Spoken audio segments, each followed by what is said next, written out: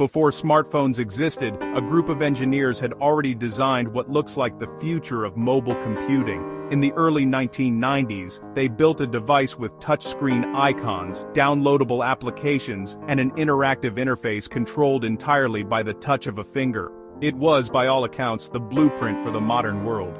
But the world they built it for did not exist yet. It did not have the cellular infrastructure, the digital networks, or the cultural habits required to support it. And so, a strange contradiction emerged, one that would quietly define the fate of one of the most ambitious technological visions of its time. How can a technology be completely correct, perfectly accurate in its design, and still fail entirely?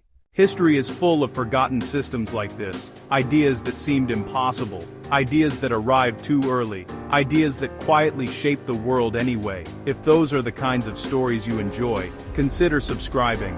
To understand this one, we have to step back into the reality of the early 1990s, a world where computing was still physically anchored to place. In offices, computers sat like heavy, immovable machines. CRT monitors flickered with green or gray text. Boot times were slow enough that starting a machine felt like waiting for an entire system to wake up.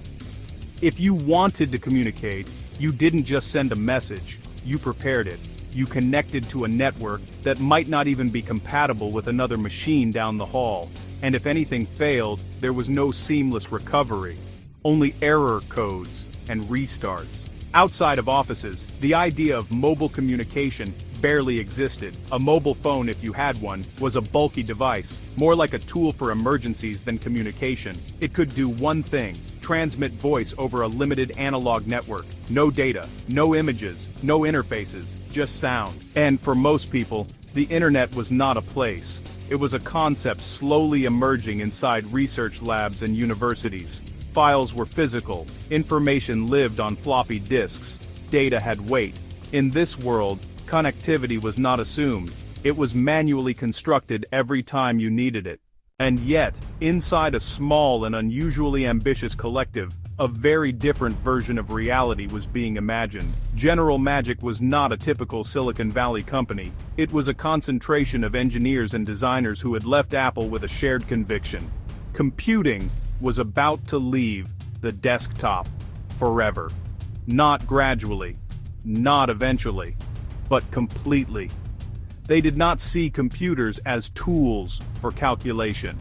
They saw them as extensions of human presence, devices that would follow people, not stay in rooms. And long before the words smartphone, app, or cloud service had any meaning, they were already building their replacements. Their vision was not incremental, it was architectural. They imagined a world where software would not be installed from disks, but would travel through networks like messages, where digital services would exist independently of physical machines, where a person could carry an entire ecosystem of communication, information, and interaction in their pocket. At the center of this vision was a concept called Magic Cap.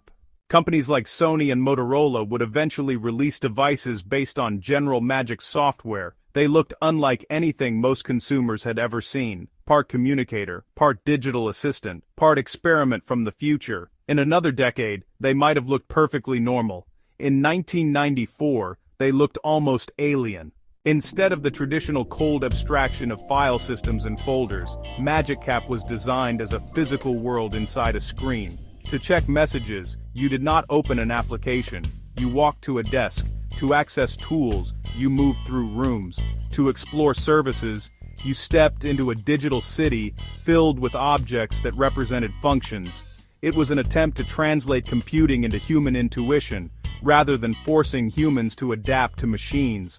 On a conceptual level, it was startlingly modern. It already contained ideas that would later become standard: app ecosystems, personal digital identities, network-based services, and interactive mobile interfaces. But there was a critical difference between vision and reality, because none of this existed yet outside their imagination. The hardware was still constrained by the physics of the time. Processors were slow, batteries were heavy and inefficient, wireless communication was unreliable and expensive, and most importantly, there was no continuous digital network that could support the kind of always connected system they were designing for. To make their vision function, the device had to rely on physical phone lines, modems, and proprietary communication services. Every interaction that today feels instant had to pass through layers of friction. Slowly, almost imperceptibly at first, the gap between design and world began to widen. The system itself did not fail in a dramatic moment. There was no explosion, no catastrophic crash, no single technical collapse. Instead, something quieter happened. It simply had nowhere to live. A device built for continuous connectivity was placed into a world built on interruption. A system designed for instant digital interaction was dropped into an environment where communication required setup, cost, and patience. Even the user experience revealed the mismatch. People in the early 1990s were not yet trained to think of information as something constantly available. Email itself was still unfamiliar to most consumers. The idea of carrying a personal communication hub in your pocket did not feel empowering. It felt unnecessary. And so the problem was not just technological, it was behavioral. The ecosystem was missing. No widespread wireless infrastructure existed to support constant data flow. No developer economy existed to populate a digital marketplace with services. No cultural habit existed that made people expect instant access to information at all times. General Magic had built a system that assumed an entire world had already evolved around it, but that world had not arrived yet. This is where the story shifts from a company failure into something larger, because what failed here was not simply a product, it was a synchronization problem between innovation and civilization. The technology itself was not incorrect. In fact, much of what General Magic envisioned would later become standard: mobile interfaces, app ecosystems, digital messaging, connected personal devices. But innovation does not exist in isolation. It depends on invisible layers, networks, habits, economics, and supporting technologies that must evolve together. When one layer moves too far ahead of the others, it becomes unstable, not because it is wrong, but because it is alone. General Magic eventually dissolved. The devices they built never became mainstream products. The company never achieved commercial success, and its vision, at least in its original form, never reached the world it was designed for. But something more subtle happened afterward. Over time, the ideas reappeared, not as a single continuation, but as fragments scattered across the next generation of computing.